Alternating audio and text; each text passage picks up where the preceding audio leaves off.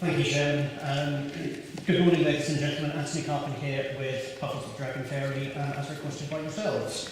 This question, as you've seen on the papers, was also featured in a blog post I put on my website that was then subsequently published in the Cambridge Independent, so quite a few people will be aware of it. It follows on from newspaper reports about the possibility of selling off the Shire Hall building and possibly, or not selling it off, but leasing it and turning it into a hotel and doing something different with the site. Now, in principle, I don't have a problem with that.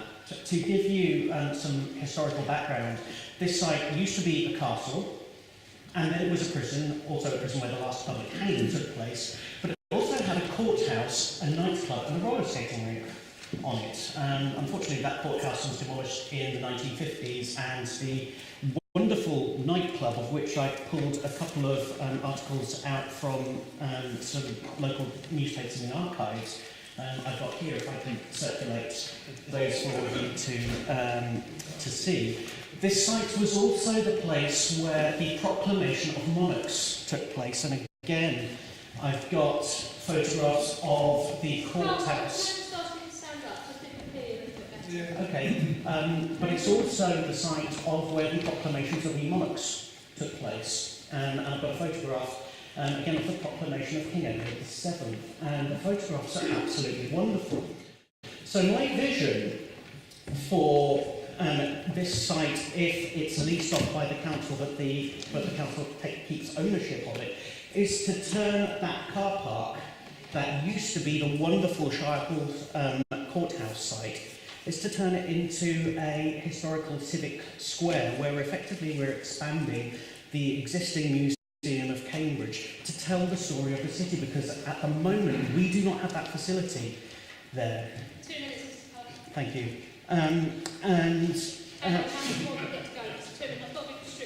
Yeah.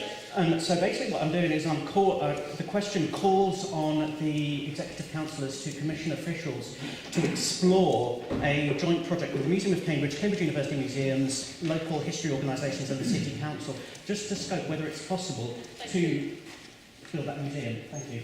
Thank you very much. Sorry, but I do have to restrict on time today. Who would like to do this one? Thank you, Chairman. Thank you, Mr. Carpen, for his question. He's left out of account the 27 people who lived in houses that were demolished to make way for the council, who were reported to do so. This council has established a cross-party member working group on the future of Shire Hall, which I chair. That reports to the Commercial Investments Committee of the council. Its remit is to explore options for relocation of Shire Hall, including the best future use of this building. The working group is currently evaluating options, and it will make recommendations to the Commercial Investment Committee this winter. I'll make sure that the working group is aware of Mr. Carpen's suggestion and that it's taken into account in developing the business case. Thank you. Can I now ask Mr. Colin to come forward to ask his question, please?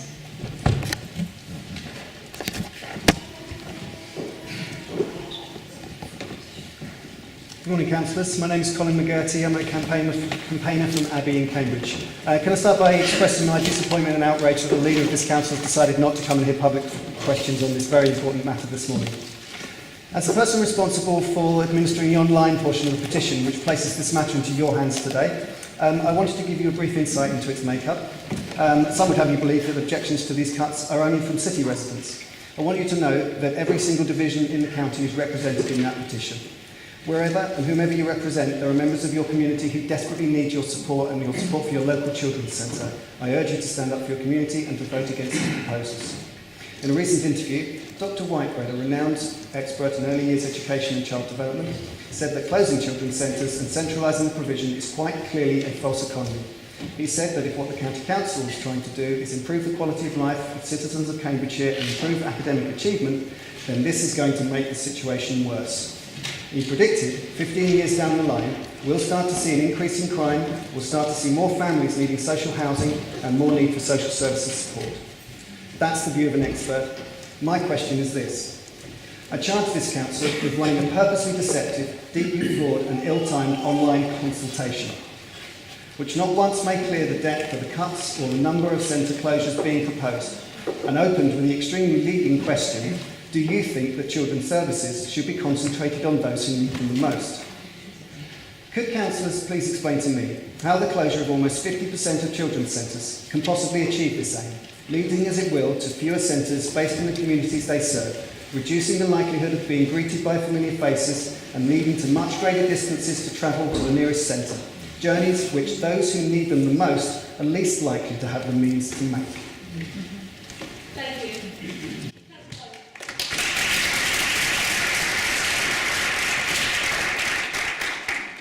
Thank you very much for your question. Firstly, it's great to hear how your family has valued children's services you have access. We have developed these proposals to build on this existing good practice and offer a more responsive and flexible service. We will still be delivering service from 27 designated buildings, in addition to an improved outreach offer. This means we will acceptable frontline delivery. The response to the consultation has been one of the highest this council has ever received, and I think it has resolved any concerns in relation to the timing of the consultation. Details about how those services could look in your district is outlined in the sample What's On that we have published in the response document.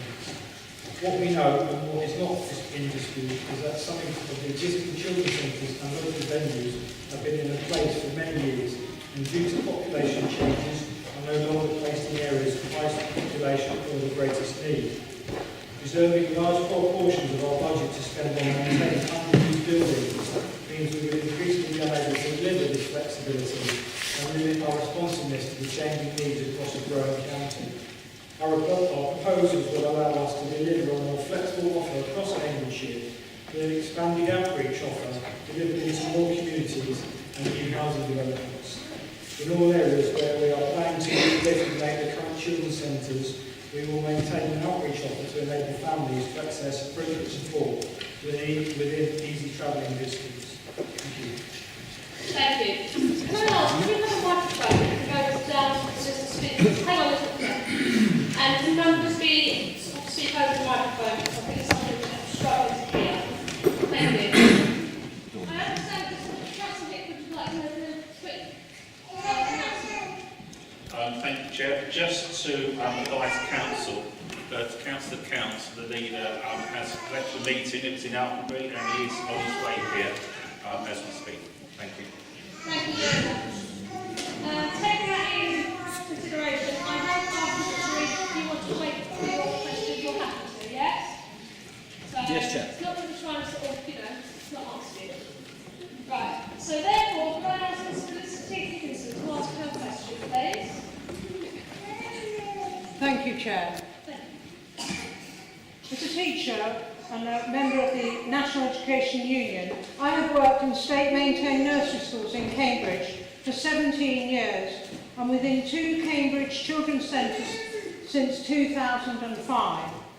I've experienced brilliant multi-agency working for the benefit of families with young children, thus improving their educational outcomes for the children and the welfare of the whole family, with early intervention work. I teach 2 classes of children at the moment who are entitled to 15 hours free education. Since September, I have worked with children's centre staff in numerous ways. For example, the transition of children into school by meeting them and their parents at universal activities before the term has even started. I have signposted and enrolled a single dad who, through no fault of his own, is overwhelmed with 2 children to care for under the age of 4 to access parenting with a creche at a time and a place he can be there. I have signposted a new to Cambridge mum who speaks no English at all to ESOL classes which happen in the same children's centre when her child is at nursery school. I have directed 2 families to apply for free school meals with a children's centre administrative member of staff because they have no internet at home and they have limited literacy skills. Yes, Nursery school children have to apply for free school meals, unlike reception class children in year 1 who get free school meals. I could go on, and that is only in the month of September and half of October. But time is short and we're in a hurry. Yes, 2 minutes. Managers of children's centres are doing frontline jobs as family support workers and are adept at developing services, relationships and provision in response to their community's needs. It is what has happened in the last 12 years and each of the children's centres that I have worked in. This will disappear under the new proposals. In the proposals, the what's on pages 111 to 16 propose 7 church sites in Cambridge in their provision. I'm sorry, I had to wait. Could I just put my question? As members of the congregation, I am proud of the volunteer work done by 2 retired teachers who have responded to the needs of the community. They get a £200 grant for doing so this year. They are not employable or employed or directed by the local authority, so it is a misrepresentation to say that they are part of the new provision. My question, therefore, is how can the new proposals ensure that children's centre services will continue to have sufficient funding to carry out their outstanding multi-agency work, especially as nursery schools are already underfunded and have faced years of cutback? Thank you, Chair.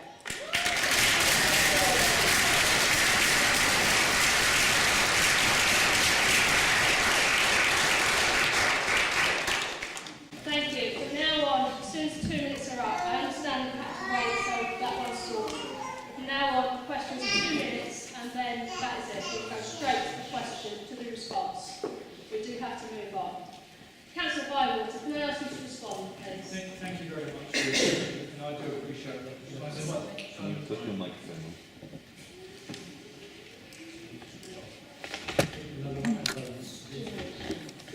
Can you switch that off, please? Can I also ask the windows are open, please? And it's very hot. Gentlemen would like to remove their jackets. Thank you. Can you hear me? No, you can't. The microphone's on. Thank you very much for the question. I do appreciate it. It's your first time speaking in the chamber, so I appreciate you can run over it, so there's no problem. The consultation related to the delivery and funding of children's centre activities and did not cover the funding related to nursery education. Our nursery schools have separate funding streams that cover the provision of early years, learning and childcare. We will be continuing to deliver child and family services from nursery schools that serve areas of high need. However, as the majority of nursery schools in the county are located only across Cambridge City and nearby villages, we have looked at the other delivery methods across the rest of the county. As you have pointed out, there is an advantage in co-locating professionals in shared use buildings, which is the reason we are developing more child and family zones, which will benefit from this. Wherever possible, we have looked for opportunities to share space with others where families already access services, e.g. health buildings, district councils and community buildings. By changing the use of some buildings, we will also be increasing the capacity of childcare in key areas. Not good enough. Thank you, Councillor Bywater. Before we move on, I would actually like to read out a passage because I'm aware now some people have not heard what was said about photography. I'm aware that there's more people in here, so bear with me. I am rereading it. I just want to make certain what's happening.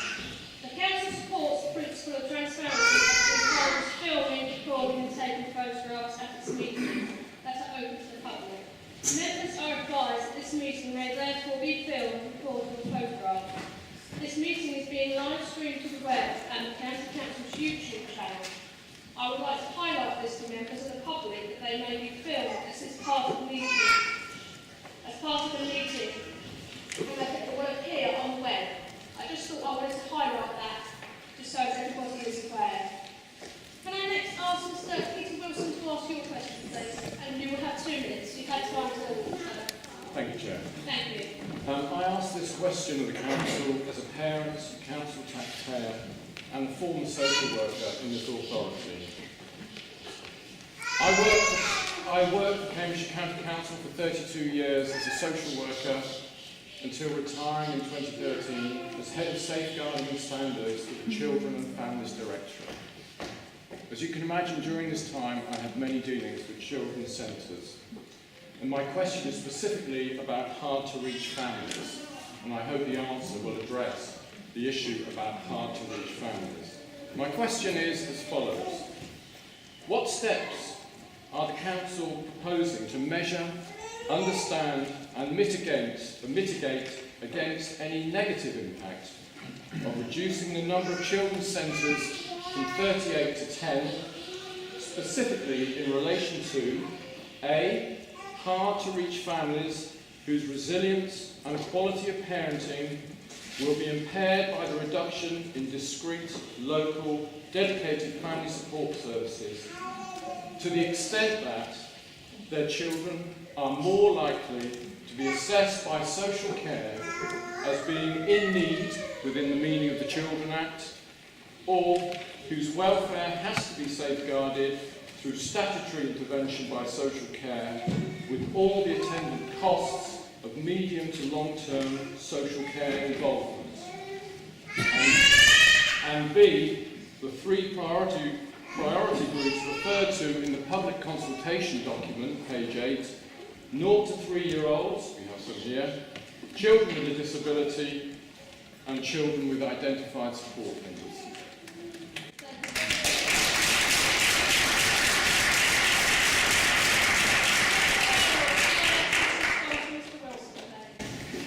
Thank you very much, Chair. Before we look at the vital question of getting services right for our most vulnerable families, I want to make it totally clear that what we are proposing is continued delivery from 27 buildings across the county designated as either child and family centres or child and family zones, not the 10 that you referred to. In addition, we will be strengthening our outreach provision, which will push services out into many more communities, more in fact than our current 38 buildings serve. We share your desire to protect our most vulnerable families, keeping them as independent as possible and helping them to manage their own lives with only light touch support from council services, wherever possible, preventing them from becoming children in need. The Cambridgeshire County Council is committed to early intervention services as part of our ambition to see all Cambridgeshire families thrive. For some families, this may mean one-off support from a family worker or access to online information to help themselves or access to For others, it may mean more intensive support, and to safeguard these services, this council must be fiscally responsible and make every effort to spend money on services, not maintenance of buildings. Thank you, Councillor Bowden. First, members of the public who are pleased to hear, can you please be silent time when Councillor is making their response? Excuse me, Chair, is it possible that the microphone, portable microphone, be given? These answers are very, very important. We can't hear. We will sort that out. Thank you very much. Right, this is Katie Oliver. Ms. Katie Oliver, would you like to ask your question, please? Thank you. My name's Katie. I'm a birth and postnatal support worker in Cambridgeshire. I've used Sure Start centres as a mother. I have volunteered. I've volunteered at postnatal sessions at my local Sure Start centres. I've seen firsthand how important it is to new and young families to have access to support in these early weeks and months. Every family needs support. The very fact that Sure Start centres are easily accessible, that every family are welcome to attend groups at each centre is a key to identifying families that need support. Women and families thrive on peer-to-peer support. Situations are far more likely to open up about their experiences, difficulties and challenges in this environment. It is not realistic to expect a mother with a newborn to travel miles to access her nearest feeding support.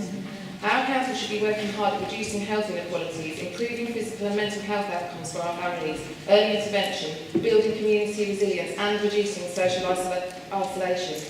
Breastfeeding support goes a long way to address these priorities. It protects babies from lung, tummy and ear infections and from cot death. If all premature infants in the UK receive breast milk, the deaths of around 250 babies could be prevented each year. Breastfed children have a 13% lower risk of obesity, a 35% lower risk of type 2 diabetes and 50% lower risk of tooth decay as they grow. Breastfeeding also protects mothers, lowering their risk of postnatal depression, type 2 diabetes, osteoporosis, heart disease, breast and ovarian cancer. Across the UK, around 865 cases of breast cancer could be avoided each year through better breastfeeding rates.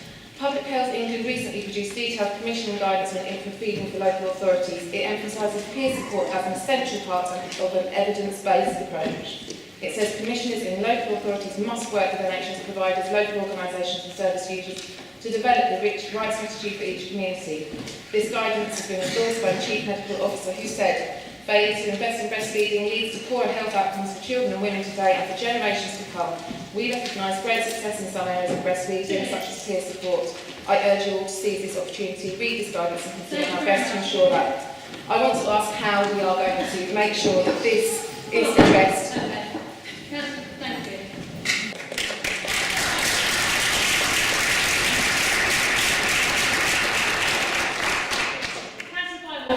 To respond to this case the other. Can I also ask you to try and speak more to the microphone? People struggling to hear. Could you hold it up so that it's me? That's probably better. Thank you. Thank you. Is that better? Yeah. Thank you. Thank you for taking the time to highlight the importance of delivering health services alongside child and family services. The consultation, families told us, in the consultation, the family told us that being able to access support from health colleagues like midwives, health visitors and speech therapists from children's centres have been a good thing and something they value highly. This is important to us and we will look to further integrate our work with these partners across a range of venues to offer a seamless service for families. There are already a number of health-related services described in the sample What's On guides we have produced, but this isn't the extent of our ambition. You rightly highlighted the importance of getting this right at the very earliest days for a family during the antenatal and postnatal periods. As part of our implementation plan, we are working with commissioners from our maternity services to look at how we can work together as part of their Better Birth programme, especially in relation to basing more services in communities where possible. Breastfeeding support is primarily provided by our health colleagues, and their clinical lead has provided me with information about substantial increases to this support. There are now 3 infant feeding advisors who liaise with midwifery and support women from day 1 rather than waiting until day 10, when I would otherwise access health visiting. All areas have infant feeding clinics, and infant feeding advisors and health visitors will provide home visits from day 1 to any mother with feeding issues. In addition, women can attend their child health clinics, therefore we have clinics covering all days of the week. With regard to postnatal depression, health colleagues have set up the 3 postnatal depression support groups that we jointly facilitate with mental health nurses. A number of these groups and clinics will continue to be based with our child and family centres and zones. Thank you. Thank you, Councillor Bywater. Sorry, this is Councillor Stanton. May I ask you to ask your question, please? Yes. Thank you, Chair. I'm Karen Stanton, head teacher of Caldecott Primary School. We have a children's centre on our site, and in 2013 the council asked the school to manage the children's centre, which we did.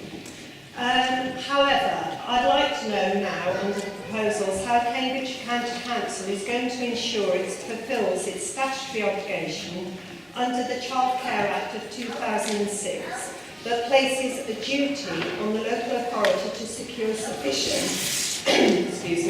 childcare for working parents and to support schools to offer and expand their out-of-hours care. At Caldecott, we have built up excellent school and holiday wraparound care services that services in excess of 120 families, looking after up to 44 children daily from the Children's Centre. I'm asking on behalf of parents, governors and staff how you are going to ensure that Caldecott's Children's Centre will continue to be available for the school to provide this vital service. I'm asking this because there was a proposal that due to clawback we would have to move out of the Children's Centre. We've built this service up. It's ludicrous to actually then say, no, you've got to move out. Councillor Bywater has talked a lot about flexibility in his responses, and I'd like to now say then we need to look at the needs of localities, needs of communities, and work flexibly to make sure that we actually address those.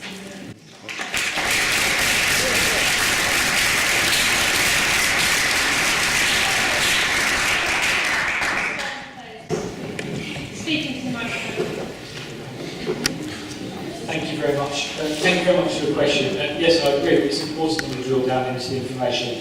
During the consultation, we received feedback from the local community and a petition letting us know how important wraparound care is to Cambridgeshire.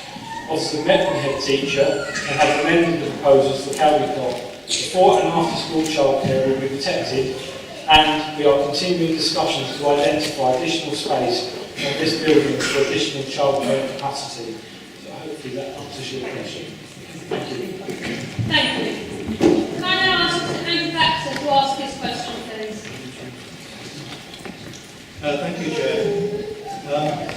I am the Chair of Governors at the Trumpington Federation. Together with the Governors of the Homerton Early Years Centre, we operate 2 children's centres on your behalf. We recognise that the County Council is facing a very difficult financial situation. We're willing to cooperate in initiatives which respond to this and have done so in the past. Indeed, the children's centres which we operate share a single manager and support team in order to make management cost savings.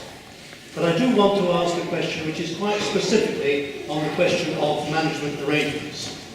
It's always tempting to make savings in management. Nobody likes managers, nobody likes being managed, and if you can present it as a way of protecting the frontline services, it's even more attractive to cut a manager or two. But we fear you're going too far, and that you're closing off potentially valuable options. Well-informed and responsive management is critical to effectiveness of frontline staff. It secures quality, responsiveness and productivity. We believe that the cuts that you're proposing in respect of management puts the effectiveness of the service at risk. Children's centres are intended to contribute to children's academic success. This depends on successful collaboration with schools. This County Council was a world leader in the delegation of responsibility to schools, an initiative which has led to radical improvements in the leadership and management of schools. That it should now embrace such a centralised, bureaucratic approach is disappointing and a backward step. The consultation document states that you do not believe that there should be a one-size-fits-all model for service delivery. For members, you are now being asked to approve a single approach to management, with rest being significantly under-resourced, remote and bureaucratic. My question in this respect is on your audit paper.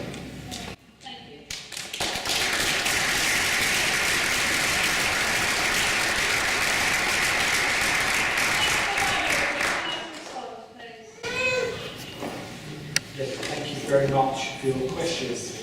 We are committed to making sure that we continue to work in collaboration, maintaining these approaches where they currently exist and developing more and similar approaches elsewhere.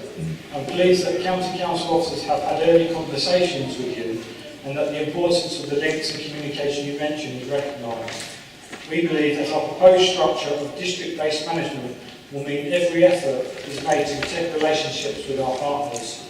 We will inform and consult with staff affected by any proposals by way of a 45-day consultation period, during which we will make sure management capacity is carefully considered. Where we need to strengthen relationships, we will do so by promoting and developing governance arrangements at a local level and ensure that key partners are involved in assisting us to shape flexible, responsive, targeted services across the county. Thank you. Thank you, Can I now ask, as we've had quite a few members of questioners, if we can take a short break, just a short one, just to sort of move the questioners along. Down very, very long paper. Thank you. Can I ask Mr. John Oates to ask his, can I ask Mr. John Oates to ask his question, please? Thank you, Madam Chairman, for this opportunity to address the full Council. I'm a spokesman for Cherry Hinton's Liberal Democrat members. My question is as follows. Which of the professionally recognised studies concerning early years and sure start provision and the probable results of its withdrawal were Cambridgeshire officers aware of when undertaking this cuts proposal, and how did those conclusions affect their findings? Now, I'm fully aware that the Council maintains there will be no loss of provision as a result of these cuts. But a quick survey of my local Cherry Hinton Children's Centre shows this is simply not the case. 22% of all parents there say that its removal to Trumpington will mean that they can't attend. If you look at the studies I refer to, which it appears the Council has not done, you will find the effects of deprivation of closing centres stay with people throughout their whole lives. The only thing they excel at is getting into jail. Family, career, personal relations all suffer because of that deprivation, however small, in the first 3 years. I look forward to hearing why this Council wants to perpetuate this culture of all-round failure, especially at a time when the demographics show that the whole of Cambridgeshire is destined for a population spurt. Thank you, Madam Chairman.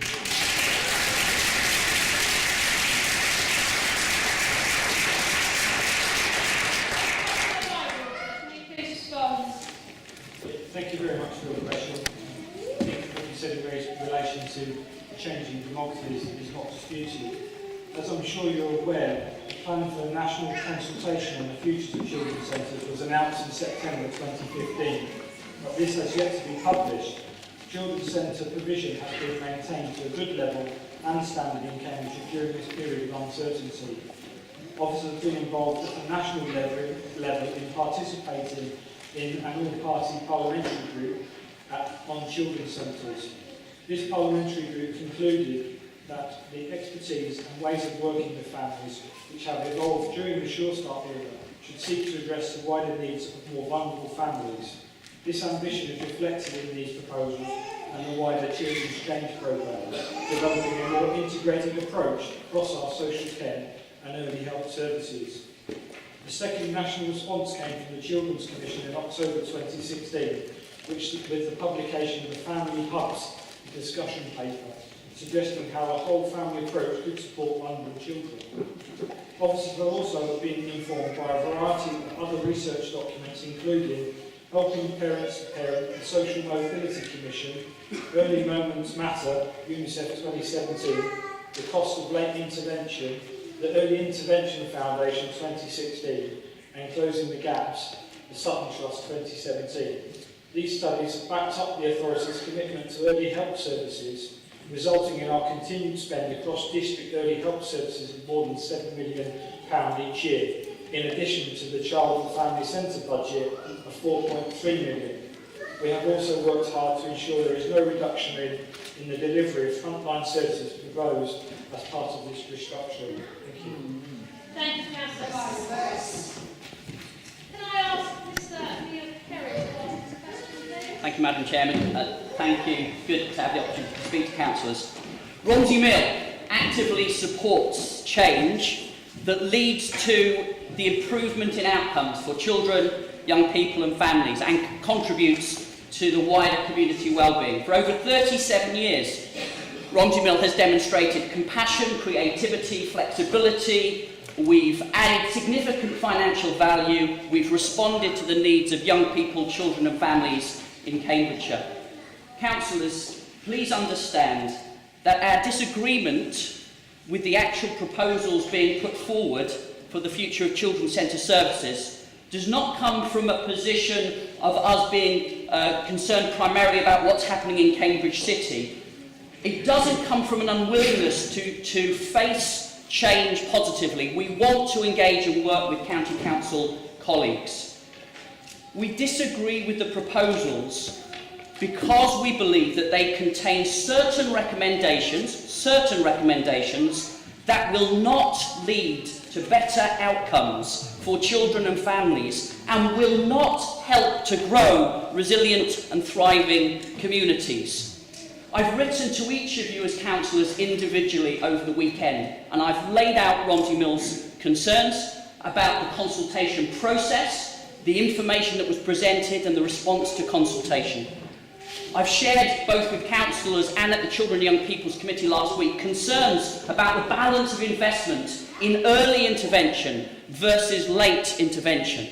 I've also spoken about the excellent working example of Romsey Mill. Councillor Bywater, you refer to the Children's Commissioner report about family hubs. Romsey Mill is one of the few examples in the county of a family hub that is working. It's inexplicable that there's no rationale given in the consultation as to why the services would be moved from Romsey Mill. But these are my questions. Having already taken £1.5 million out of the budget in the last 3 years, proposing a further £900,000 cut to early intervention budgets, how can we believe that this is going to enhance the well-being of families? And how have we conscientiously taken account of the response of the public to this consultation, overwhelmingly not in support of the proposals, when very little has changed in the response?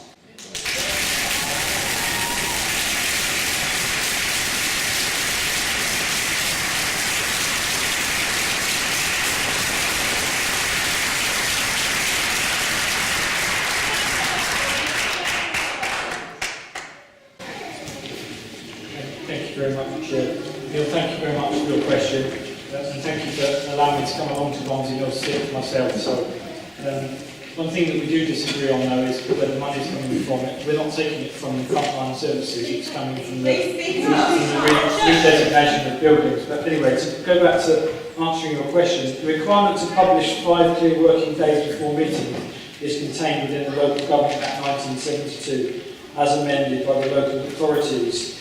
This is the minimum period required, and where reports are available earlier, we do publish these. The timescale for the consultation were devised in order to allow the maximum available time for a public consultation. We delivered 10 weeks of public consultation, including 4 clear weeks of consultation outside the school holiday period. Discussions were held with our health provider, Cambridgeshire Community Services, prior to and continued during the consultation to explore the viability of offering child and family centre services from the Brookfield site. No decisions were made on the basis of these conversations. They were merely to ensure proposals for the area were accurate and viable. Thank you. Thank you, Councillor Bywater. There were 2 further questions.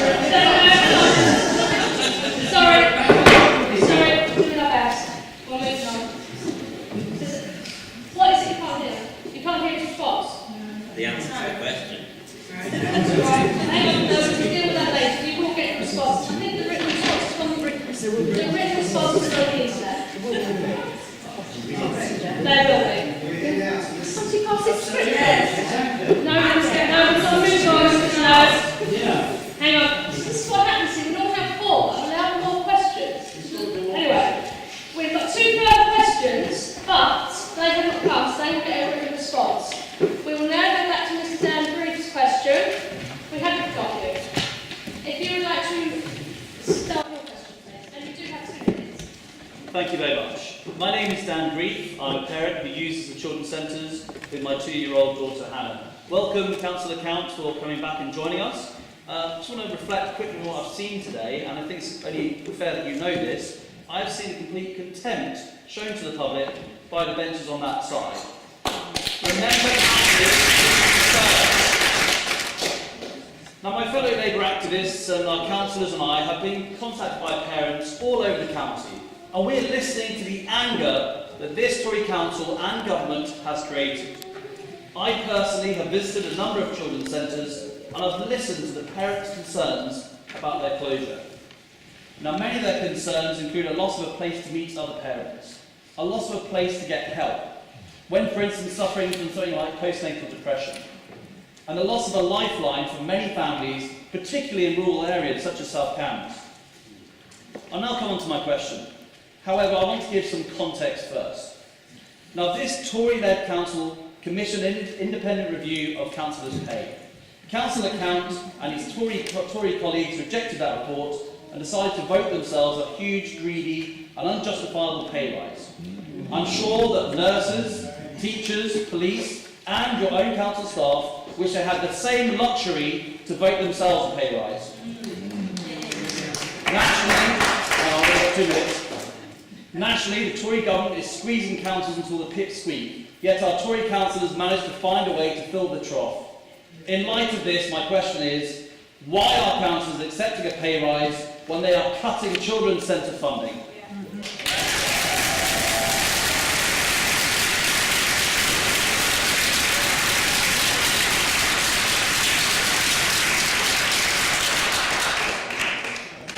Thank you, Madam Chairman, and my apologies to everybody for being late. I really did have to somewhere else, and it was never my intention not to be here. That's the fact. In May of this year, Council decided to change its committee structure, and that change meant a review of allowances was necessary for the new structure. Full Council debated recommendations at length, and this Council decided to adopt an allowance structure aligned to the UK average for county councillors. Whilst this was an overall rise in total, with some positions increased, others were reduced and 15 removed entirely. The rise in the basic allowance was taken by all councillors of all political persuasions.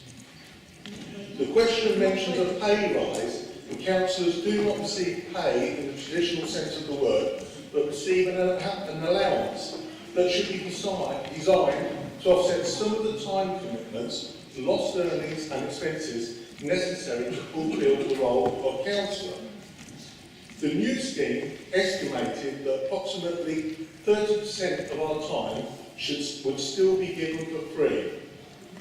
Before adopting the new structure, Cambridgeshire County councillors had been accepting a basic allowance that was the lowest for county councillors in the whole country. Whilst the basic allowances, Council took into account the stresses on the budget necessitating savings that had been in place for some time and were likely to continue for the foreseeable future. This would include awareness of proposed savings over the 5-year plan. When debating any issue at full council, members are encouraged to look at the full picture and take differing views into account before making any decision. That decision-making process endeavours to take a balanced view on behalf of all of the residents of Cambridgeshire, and the minutes of the debate are available to inspect, and there's an electronic link will be on the